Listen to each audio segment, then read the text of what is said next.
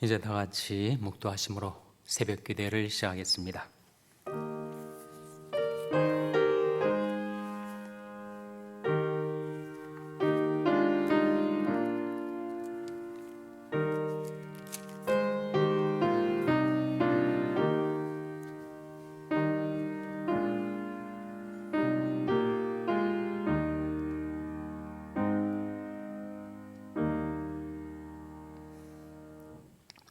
허물이 사함을 얻고 그 죄의 가듐을 받은 자는 복이 있도다. 마음에 간사가 없고 여호와께 정죄를 당차는 자는 복이 있도다. 내가 토설치 아니할 때 종일 신음함으로 내 뼈가 쇠하였도다. 주의 손이 죄하러 나를 누르시오니 내 진액이 화하여 여름가물에 마름같이 되었나이다. 내가 이르기를 내 허물을 여호와께 자복하리라 하고 주께 내 죄를 아뢰고 내 죄악을 숨기지 아니하였더니 곧 주께서 내 죄의 악을 사하셨나이다. 이로 인하여 경건한 자는 주를 만날 기회를 타서 주께 기도할지라. 진실로 홍수가 범람할지라도 저에게 미치지 못하리이다. 주는 나의 은신처이오니 환난에서 나를 보호하시고 구원의 노래로 나를 애우시리이다. 내가 너의 갈 길을 가르쳐 보이고 너를 주목하여 훈계하리로다. 악인에게는 많은 슬픔이 있으나 여호와를 신뢰하는 자에게는 인자하심이 두루리로다. 아멘. 하나님 아버지 감사합니다. 하나님의 자비와 긍휼이 무궁하심으로 저희들이 진멸되지 않고 살아서 산자의 땅에서 하나님을 경배하며 섬길 수 있게 해주신 것을 감사드립니다. 저희들이 모든 죄악하고 많은 죄악들은 우리 주님의 십자가의 보배 피로 씻어 눈보다 더 희게 정케하여 주시고 하나님의 인자하심으로 저희들을 들으시고 인도하여 주시옵소서. 주를 만날 기회를 타서 주께 기도하러 나왔사오니 주님 저희와 함께 계셔서 저희들이 기도를 들으시고 주님의 말씀을 저희들에게 가르쳐 주시옵소서. 이 모습 이대로 저희들을 받아주시기를 바라옵고 예수님의 이름으로 기도하옵나이다. 아멘.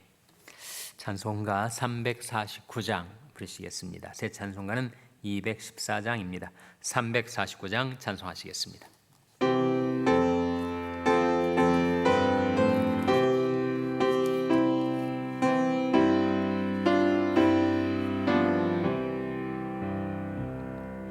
나 주의 도움 받고자 주 예수님께 빕니다. 그 구원하라 가시사 날 받으옵소서. 내 모습이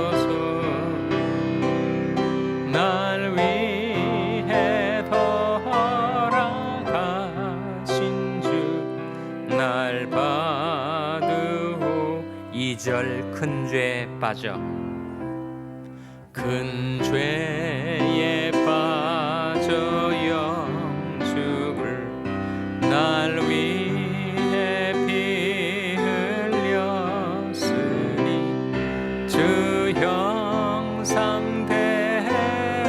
빚으사 날 받으옵소서.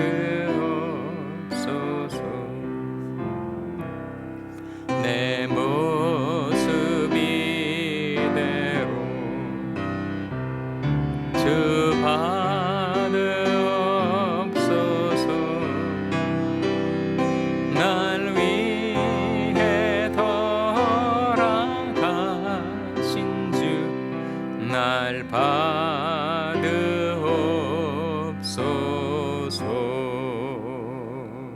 아멘.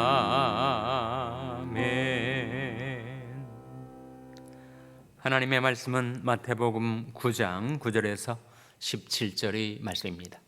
신약성경 13면 마태복음 9장 9절에서 17절의 말씀을 찾아서 교독하시겠습니다. 마태복음 9장 9절에서 17절의 말씀입니다.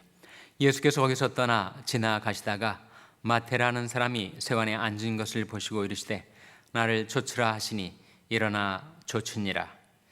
예수께서 마태의 집에서 앉아 음식을 잡수실 때 많은 세리와 죄인들이 와서 예수와 그 제자들과 함께 앉았더니 바리새인들이 보고 그 제자들에게 이르되 어찌하여 너희 선생은 세리와 죄인들과 함께 잡수시느냐. 예수께서 들으시고 이르시되 건강한 자에게는 의원이 쓸데없고 병든 자에게라야 쓸데있느니라. 너는 가서 내가 긍휼을 원하고 제사를 원치 아니하노라 하신 뜻이 무엇인지 배우라. 내가 의인을 부르러 온 것이 아니요 죄인을 부르러 왔노라 하시니라. 그때 요한의 제자들이 예수께 나와 가로되 우리와 바리새인들은 금식하는데 어찌하여 당신의 제자들은 금식하지 아니하나이까. 예수께서 저에게 이르시되 혼인집 손님들이 신랑과 함께 있을 동안에 슬퍼할 수 있느뇨. 그러나 신랑을 빼앗길 날이 이르리니 그때에는 금식할 것이니라. 생배 조각을 낡은 옷에 붙이는 자가 없나니 이는 그 기운 것이 그 옷을 당기어 헤어짐이 더하게 됨이요. 다 같이 읽으시겠습니다. 새 포도주를 낡은 가죽 부대에 넣지 아니하나니 그렇게 하면 부대가 터져 포도주도 쏟아지고 부대도 버리게 됨이라. 새 포도주는 새 부대에 넣어야 둘이 다 보존되느니라. 아멘. 할렐루야. 각 가정에서 온라인으로 새벽 기도에 나오신 여러분, 가정과 교회를 축복하며 평강의 복이 임하기를 기원하는 마음으로 샬롬 축복하시기 바랍니다. 샬롬. 샬롬. 오늘도 토요 새벽 기도에 잘 나오셨습니다. 우리가 사순절 동안에 마태복음 말씀을 상고해 가고 있는데 오늘 본 말씀은 이 마태복음의 기록자 누구죠? 마태죠. 마태를 부르시는 장면이 9절에 나옵니다. 자, 9절 말씀 화면에 같이 읽겠어요. 시작. 예수께서 거기서 떠나 지나가시다가 마태라는 사람이 세관에 앉은 것을 보시고 이르시되 나를 좇으라 하시니 일어나 좇으니라. 마태. 이 마가복음과 누가복음에서는 누가로 나와요. 누가. 레위라고 나옵니다. 레위. 마태와 레위 두 이름은 어떤 관계가 있을까?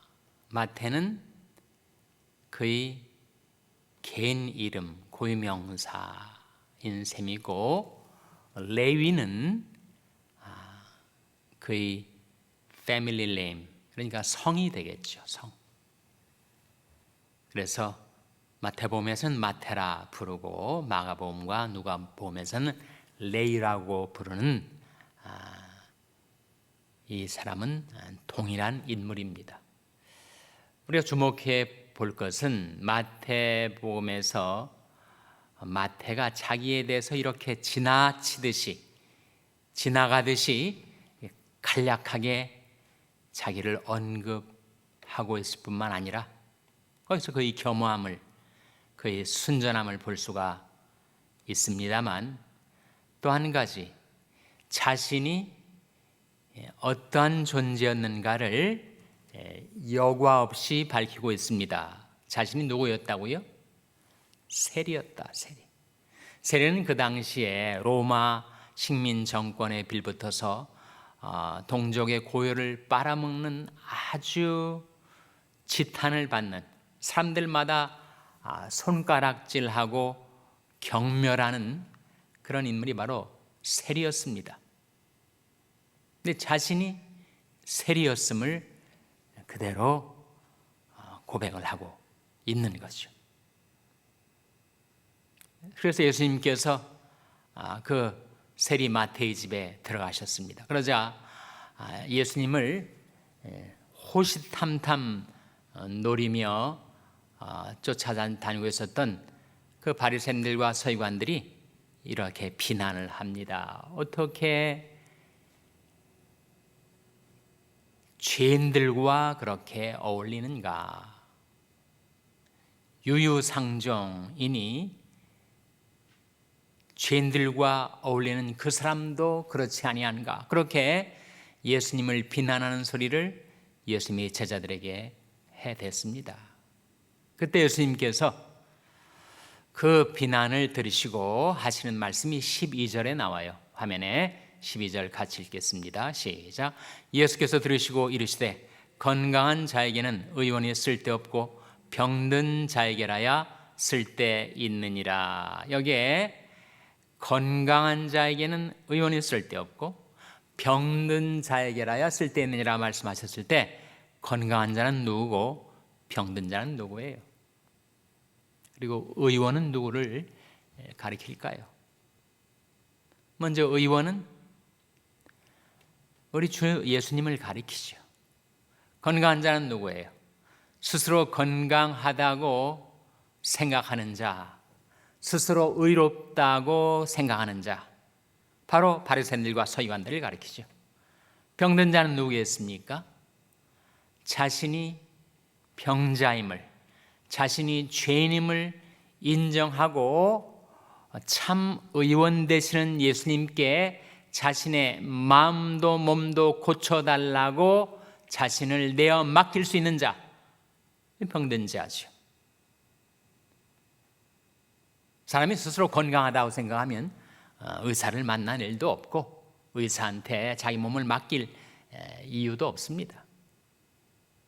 내가 병자임을 인정할 때, 내가 죄인임을 인정할 때 내 병든 몸을 의사에게 맡기고 내 병든 영혼을 영혼의 의사이신 예수님께 내어 맡기게 되는 거죠. 그래서 예수님께서 왜 죄인들, 세리들하고 어울리느냐고 예수님을 비난하는 바리새인들과 서기관들을 향하여 당신들은 건강하지 않는가?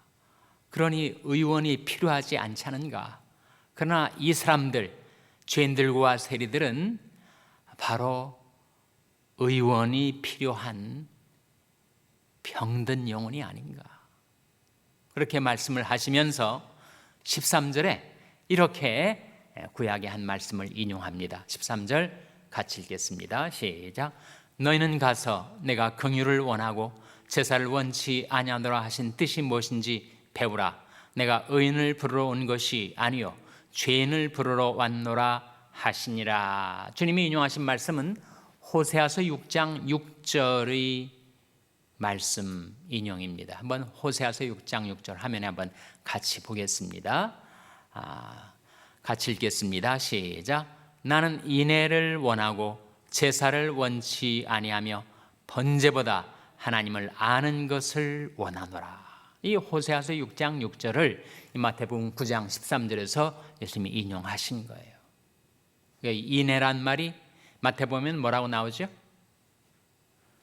자비, 긍휼 이렇게 나오지 않습니까? 13절 말씀해 보시면 내가 긍휼을 원하고 제사를 원치 아니하노라. 그러니까 인애가 긍휼로 바뀐 것뿐이고 같은 내용을 말씀하신 거죠. 그러면 이 말씀의 의미가 뭘까요? 긍휼을 원하고 제사를 원치 않는다, 인애를 원하고 제사를 원치 않는다 했을 때 인애와 긍휼은 바로 헤세드라는 말로써 그 뜻은 인애, 긍휼, 자비, 그리고 신약적으로 말하면 그게 바로 은혜죠. 은혜. 그래서 하나님께서 말씀하시기를 나는 인애를 원한다, 긍휼을 원하지 제사를 원치 않는다 할 때 제사는 뭘 뜻할까요? 제사법, 구약의 율법, 그 율법의 조항을 엄격하게 지켜서 살아가는 율법 준수를 뜻하지 않겠어요?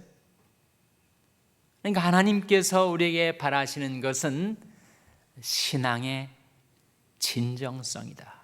외적인 행위가 아니라 마음의 긍휼, 마음의 자비. 이 말씀 속에서 제사는 바로 바리새인들과 서기관들이 철저하게 준수하는 율법 준수를 상징하죠. 그러나 하나님이 우리에게 바라시는 것은 그런 율법의 조문을 외적인 행위로 철저하게 준수하는 것이 아니라 이웃에 대한 긍휼, 자비, 사랑, 은혜의 마음을 품고 사는 것을 하나님은 바라신다. 다시 호세아서 말씀으로 인용을 하자면 나는 인애를 원하고 제사를 원치 아니하며 번제보다 하나님을 아는 것을 원하노라. 번제는 제사 중에서도 모든 것을 불살라 드리는 번제, 그렇게 철저하게 제사법을 따라 번제를 드리는 것보다 차라리 하나님을 아는 것, 하나님의 긍휼, 하나님의 은혜를 아는 것을 나는 원한다.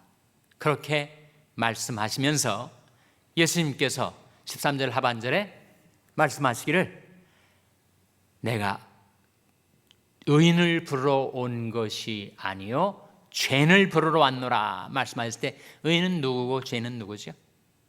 의인은 스스로 의인이라 자처하는 자들, self-righteousness, 자기 의를 의지하고 자랑하는 서기관들과 바리새인들을 가리키는 것이요, 죄인은 자신이 죄인됨을 깨닫고 하나님이 긍휼을 바라는 이 서기관 세리들과 죄인들을 가리키는 거죠. 예수님께 세상에 오신 것은 스스로 의롭다 여기는 의인을 부르러 오는 것이 아니다. 나는 죄인을 부르러 온 것이다 라고 말씀하시고 있습니다. 만일 내가 내 마음속에 내 스스로 의인이라고 생각을 하고 자기 의를 의지하고 자랑하며 살아간다면 나는 주님이 필요하지 않은 자, 주님이 부르시 않을 자가 되는 것이죠. 나 정말 할 수 없는 죄인, 가망 없는 죄인임을 스스로 깨닫고 고백하며 참 의사 되시는 주님, 그리고 죄인을 부르러 오신 주님께 자기를 맡기는 자, 그를 부르러 오셨다고 말씀하신 것입니다. 나는 과연 건강한 자일까? 병든 자일까? 나는 과연 의인일까? 아니면 죄인일까? 이 말씀의 거울 앞에 자가진단을 해서 내가 정말 구제받을 길 없었던 죄인이었는데 나 같은 죄인을 물리치지 않으시고 불쌍히 여기셔서 나를 부르시고 나를 고치시고 나를 변화시키시고 나를 새롭게 하시는 그 주님을 섬기며 따르는 저와 여러분 될 수 있기를 주님의 이름으로 축원합니다. 이제 17절 말씀 같이 읽겠습니다. 17절 말씀 시작. 새 포도주를 낡은 가죽 부대에 넣지 아니하나니 그렇게 하면 부대가 터져 포도주도 쏟아지고 부대도 버리게 됨이라. 새 포도주는 새 부대에 넣어야 둘이 다 보존되느니라. 성경을 잘 모르는 사람들도 이 하반절의 말씀은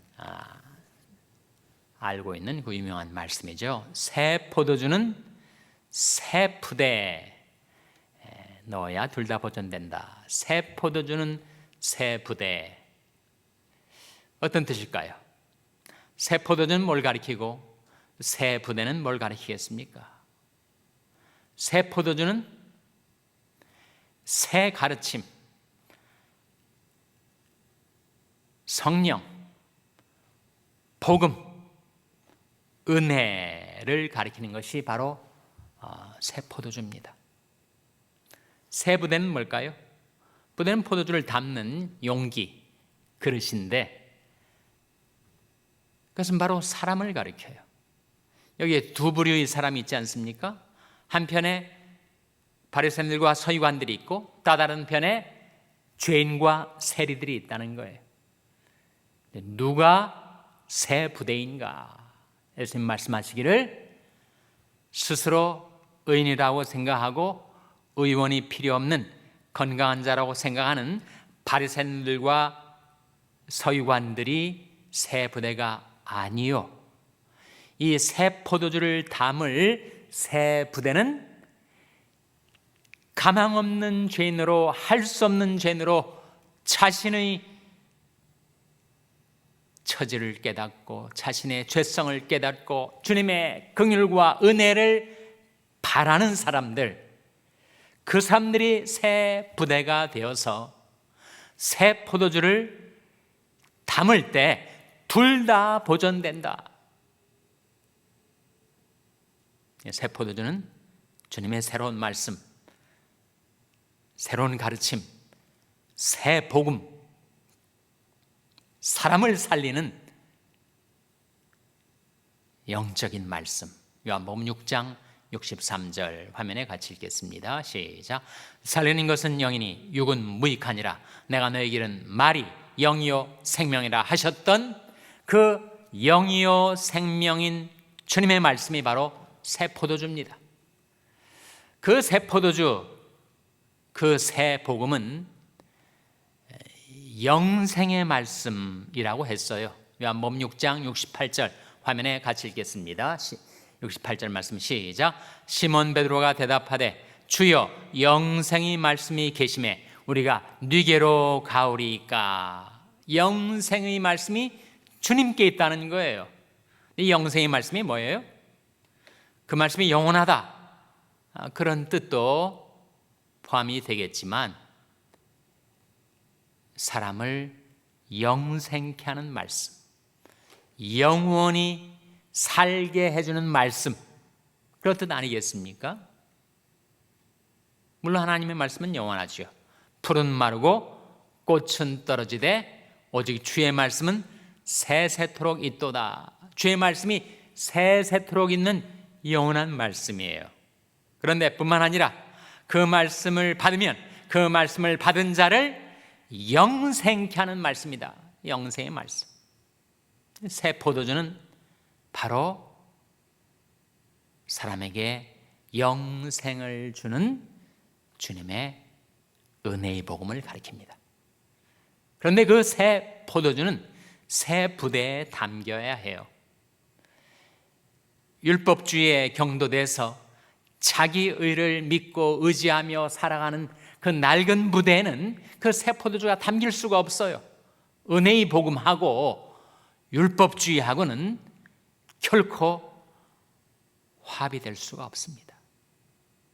오히려 이 세리들과 죄인들처럼 자신의 죄성, 자신의 죄인됨, 자신의 가망 없음, 자신의 구제받을 수 없음을 깨닫고 오직 주님의 긍휼과 은혜를 바라고 의지하는 자들이 새 포도주를 받아 영생의 말씀으로 구원을 얻고 새로운 피조물로 변화되는 것, 그것이 바로 새 부대의 뜻입니다. 그런 정도든지 그리스도 안에 있으면 새로운 피조물이라. 이전 것은 지나갔으니 보라 새 것이 되었도다. 주님의 은혜의 복음을 받아들여서 새 부대가 되고 새로운 피조물 되어 새로운 인생을 살아가는 저와 여러분 될 수 있기를 주님의 이름으로 축원합니다. 기도하시겠습니다. 오늘 말씀 기억하며 하나님, 저희들도 주님의 은혜의 복음 받아 새 부대로 살게 하여 주시옵소서. 우리 자녀들 위해서 기도할 때 하나님, 저희 자녀들이 자신이 죄인됨을 깨닫고 은혜의 복음으로 구원 얻고 영생케 하여 주시옵소서.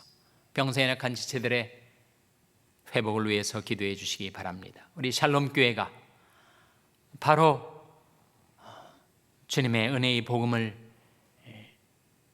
전달하는 교회, 주님의 긍휼과 사랑을 이웃에게 전달하는 교회 되게 해달라고 기도해 주시기 바랍니다. 여러분의 생업을 위해서 기도하시고 시엘라리온 김성림 선교사님을 위해서 기도해 주시기 바랍니다. 하나님, 저희들 긍휼히 여기사 성령으로 충만케 하여 주시옵소서. 이런 제목들로 우리 합심해서 1분간 기도하겠습니다.